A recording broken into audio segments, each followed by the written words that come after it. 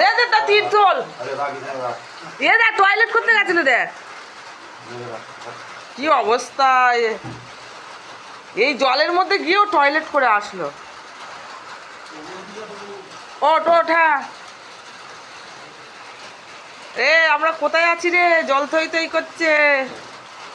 আর ভোর 4:30 বাজে ওদের উঠোন থেকে আমরা ইট নিচ্ছি খাট উঁচু করবো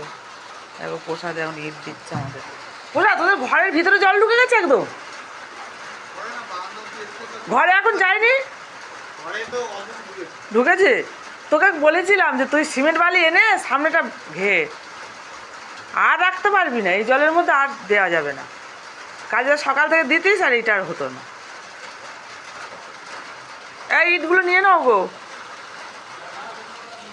হ্যাঁ ও প্রসাদ পাঁচিলে রাখছে তুমি ইটগুলো নিয়ে নাও কারণ আমাদের খাট এবার উঁচু করতে হবে কী করবো ওই বাচ্চাগুলো বাইরে বেরিয়ে জলের উপরে গিয়ে টয়লেট করবে জলগুলো চৌকিটা তুলতে হবে দেখি কী করা যায় মানুষ কোথায় দৌড়াবে এদের কোথায় রাখবো চিন্তার কারণে